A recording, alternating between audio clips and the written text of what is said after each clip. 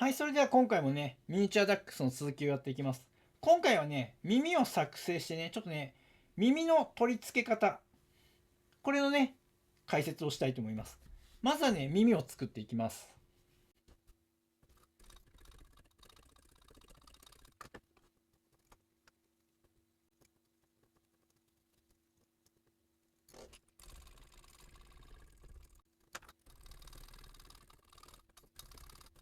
はい、ざっくりとだけね、耳こんな形で作りました。で、これはね、どれぐらいのサイズ感かというと、まず作品のサイズ。今回は 10mm の目玉を使用してダックスのね、頭を作っています。で、僕が作ったのはね、ざっくりとね、サイズ感としては、すごくまあざっくりとなんだけども、約、長いところまで7.5センチね。ここが7.5センチで、この一番出っ張ってる横幅、ここを軽く測ってみると、だいたい5センチくらいだよね。そんなサイズ感になってます。で、この顔に対して今回作った耳っていうのが、こういう形で長めの耳にしています。で、この長さがっていうと、このね、こうやって耳をつける時のこの付け根、ここを基準に考えて、大体ね、大体でいいんだけど、6センチくらいあればいいかな。ちょっとマーキングしておこうか。ざっくりと、6センチぐらい。6センチくらいあればいいです。で、ちょっとね、これ見てほしいんだけども、形が、こっちが右耳、左耳になるんだけれども、こういう風にね、つくわけなんだけれども、この顔に対してこの内側、ここがまっすぐになるようにね、作ってます。まっすぐじゃなくてもいいんだけど、まっすぐになって、外側がこう少し湾曲するような、そういう形にしています。で、これをどうやってつけるかっていうと、まずね、普段の作品、耳の短い子ね、垂れ耳じゃなくて、こういう耳の子だったら、耳の植毛を終わらせて、先に耳をつけてから植毛していくんだけど、ダックスとかこういう垂れ耳の子の場合は、先に耳つけちゃうと、この辺のね、植毛しにくくなるので、僕は顔の植毛、耳の付け根を除いて、その他の部分の植毛を終わらせます。そして最後に耳をつけて、頭の植毛をしてっていうようなね、流れになっていきます。ではね、ちょっとね、今回まだ耳の植毛とかもしてないし、つける時期は一番最後なんだけど、今日ちょっとね、みんなに伝えたいのは、耳の付け方についてね、解説したいと思います。垂れ耳を作るときに、多分ね、こうやってみんな作って、このままつけて、こういう風につけちゃう人多いと思うんだけども、これだと耳の立体感がないよね。ただペラーンとなってるだけで。横から見たらなんとなくいいんだけども、前から見ると耳の膨らみが全然足りなくて表現できてない。じゃあこれを立体的に表現するためにはどうしたらいいかっていうと、さっき言ったようにこっち側まっすぐね。で、これを半分に折り込むようにして、ここにつけます。ここね。ちょっとね、普段はこう耳を立ててつけるんだけれども、垂れ耳の場合は少しね、横に倒すように、この角度でつけます。で、つける位置というのは、基本的には僕はこの頭の大体真ん中付近、この頭の真ん中付近で、エラの上。なので大体この辺につけばいいかなと思います。で、つけるイメージとしては、こういう風に、これをね、折って、こういう状態で取り付けるようにします。じゃあね、このようにするとどうなるかちょっとね、やってみます。この6センチのところね、さっき測った6センチのところ。まず、こちら側を決めて、外側も決めます。で、しっかりね、こういうふうに奥行きのある、ここ三角形にして、でここも止めます。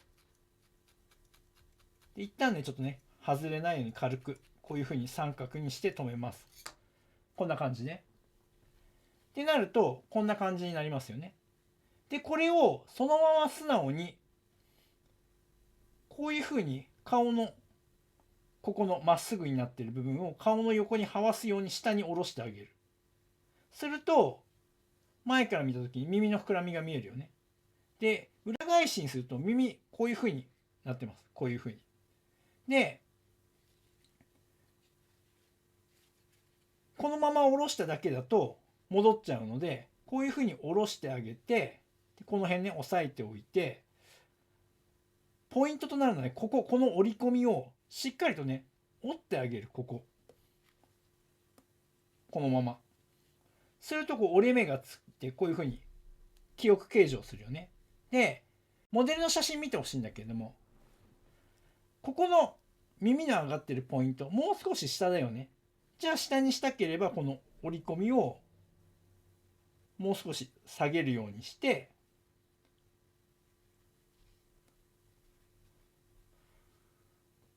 こんな感じでね折ってあげるとこのポイントが下がるよね。であとはこれが浮かないようにこの折り込みをニードルで刺します。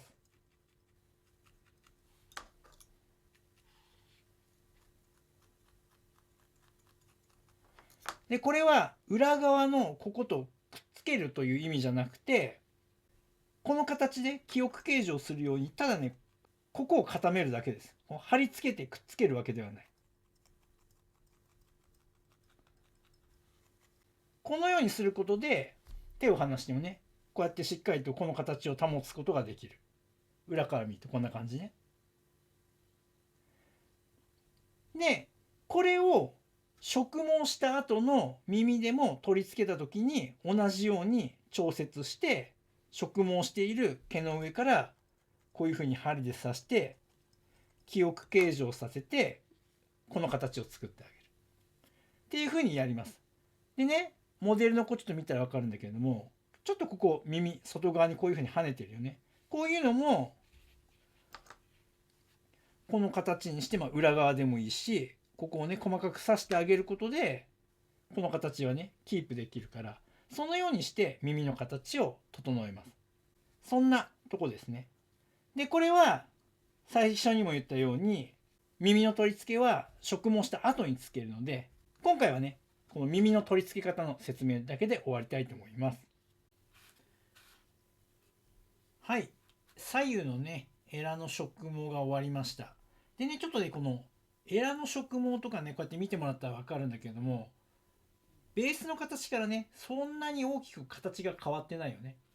というのはあまり膨らんでないっていうことなんで、ね、しっかり寝かしつけることができている。で植毛して毛の密度もある程度あるのになぜこんなにしっかり寝かしつけることができるかというと、これはね細針です。そしてこっちが極細針なんだけども、この間隔の狭い3本の針で細かくね上からねこうやってね刺すんですよ、細かく。で寝かしつけることがねできない、顔が膨らんでしまうっていう人はこのね動作が足りない。もうこれをね徹底的にやるんですよ。でこれを深く刺すんじゃなくてただねこの叩くだけで、感覚的にはこの針先1ミリぐらいが刺さるか刺さらないかぐらい、それぐらいのつもりでとにかくこの毛の流れに沿って細かく細かくねこうやってね何度も何度もやってあげるんですよ。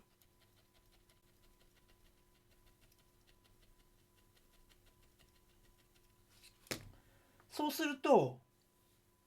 植毛した毛をこうきれいにね寝かしつけて、このベースの大きさと変わらないこういうね凹凸を作っていてもこの凹凸をしっかりと表現したままこの植毛の表現もできるっていうところです。このねしっかりと寝かしつけるっていうことをねやるようにしてください。はい、それじゃあね今回はマズルの植毛をねやっていきます。でマズルなんだけどもこのようにですね植毛してきれいに寝かしつけていくとこの辺のね表現もしっかりとすることができます。ただ今回はそれだとね難しいっていう人もいると思うので、ここはね今回ね差し固めに近い状態でね、色を入れていくやり方をやります。このね植毛だとどうしても時間がかかってしまうしちょっと難しいと思うので、じゃあどうやるかというとですね、僕はこれはねコリデールウールなんだよね。でこっちがメリノウールで同じ色なんだけれども、これ見てわかるかな。このコリデールはね縮れ毛なのでかなり固めやすかったり貼り付けやすいんだよね。でメリノはストレートだから固めにくいです。でそれはねみんな分かってると思うのね。だから僕は基本的に普段自分が使ってる色とほぼ同じ色のコリデールウールは用意してます。でこういうところをその差し固めで作る時とかに色作るのはこのコリデールを使って混毛します。だけど今回はコリデールないっていう人もいると思うので、今回ですねもうちょっと簡単な方法で、これはわたわたとか要はベース素材として使う羊毛があるよね。これと混毛したメリノウール、これをね混ぜるんですよ。ただこういったね毛の長い素材とこういったね細切れの素材を混ぜるので綺麗に混ざってくれません。なのでこれはもうブラシでねガシガシとこすってください。でブラシでガシガシやるとこのね混毛したメリノウールちぎれたりします。ブチブチと細かくなっちゃいます。でもそれでいいです。こんな感じで混毛してあげます。するとまあ触ったら分かるんだけどね質感が全く変わります。今までのメリノウールと違ってかなりボリュームも出て要は固めやすい素材になってます。これをここに貼り付けるようにして差し固めていって形を作ります。ただしこの色をね混毛した色に混ぜてるから当然ね色がね薄くなります。なのでここにこのようにして混毛する色に関しては色味を強くしなきゃいけないので、この辺のね色も少し混ぜてこれまでね植毛した色に近くなるように調節してください。はい、こんな感じでね現物合わせしながらね色味を調節してください。もしくはこのね混毛した色これに対してあまりね多く入れちゃうと色が変わりすぎちゃうから少量にして混ぜる。それでもね触ったら分かるようにかなり固めやすい素材にはなってるからね、あまり色の変化は起きてないんでこんな感じでね使っていってください。それじゃね実際にねこれを貼り付けていきます。でこれをねじゃあ目元からやっていこうか。貼り付けるんだけれどもそのランダムに貼り付けるんじゃなくてやっぱりね手元で少しこの毛の流れはある程度作ってあげてそれで貼り付けるようにした方が綺麗になっていきます。下まぶたからいくね。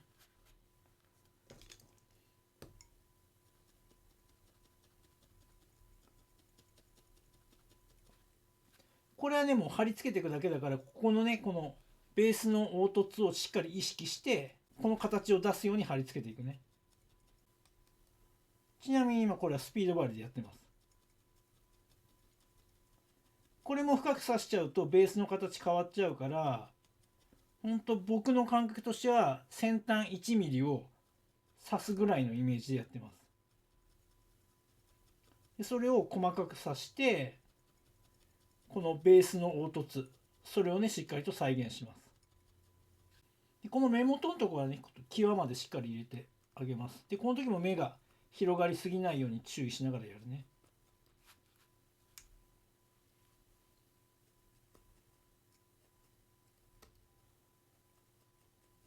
でわたわたとかねこういったランビエとかねこういった素材を混ぜてるからかなり貼り付けやすくなってるはずです。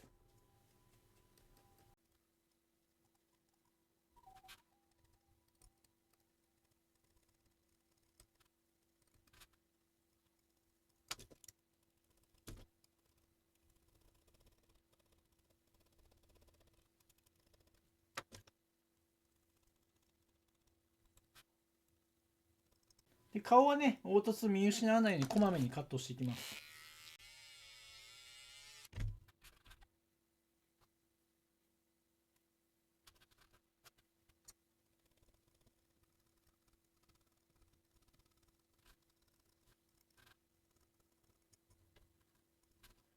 でここはねちょっと複雑な形なので、このままね折り返さずに貼り付けちゃいます。貼り付くのでね。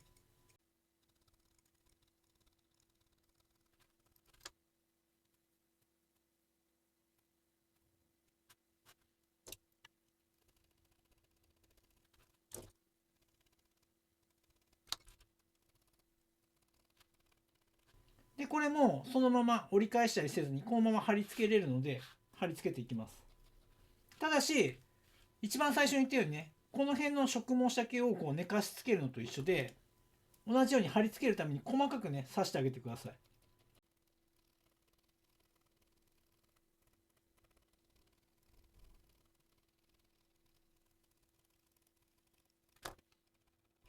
でよければ極細でしっかりと貼り付けていくね。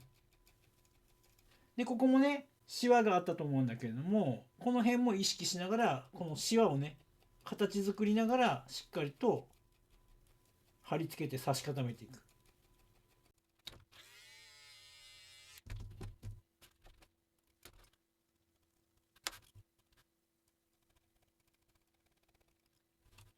はい、ひとまずねここまでね貼り付けてるだけなんだけど、この植毛した毛とねこうやって毛の流れさえ作っておけば、あまりねこの貼り付けているのか植毛なのかねそんなにね分からないと思うんだよね。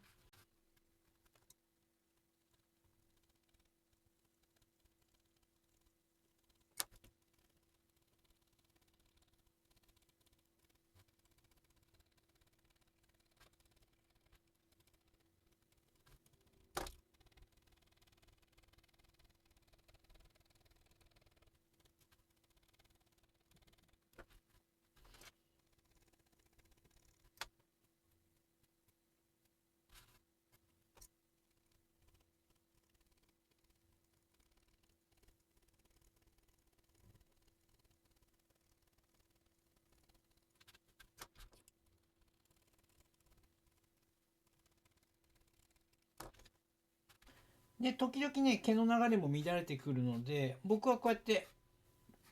固めのブラシでこういう風に毛の流れ全体的に整えて、またねしっかりと貼り付けていくっていうことをやってます。でこのやり方やるときに気をつけなきゃいけないのが、今ここねちょっと薄いの分かるよね。でこういう風にハゲができないようにする。だからある程度その貼り付ける毛の量もしっかりと調節しながらね、で様子を見ながらやること。で当然薄いところは増やしていきます。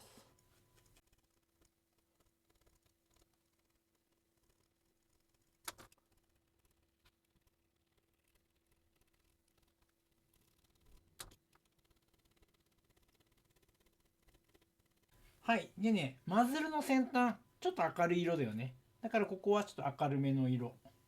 入れていきます。ちょっと今分かりにくいけどね、ここは明るい色を入れてます。じゃあね、この唇の部分だよね。口角の部分。この辺をやっていきます。で、この辺はね、こうやって丸めてしまって、こういう風にね、作ってしまっても構いません。ベースの時に唇作るのと同じ要領で。多分そっちの方が早く作れるんじゃないかなと思います。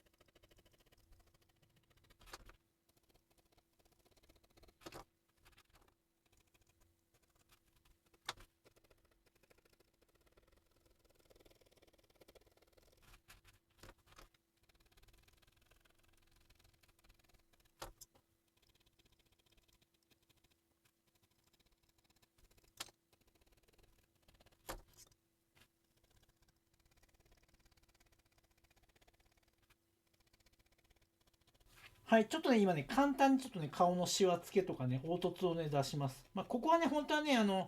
仕上げの時でいいんだけれども、今ちょっとね、比較するのにちょっと簡単にやります。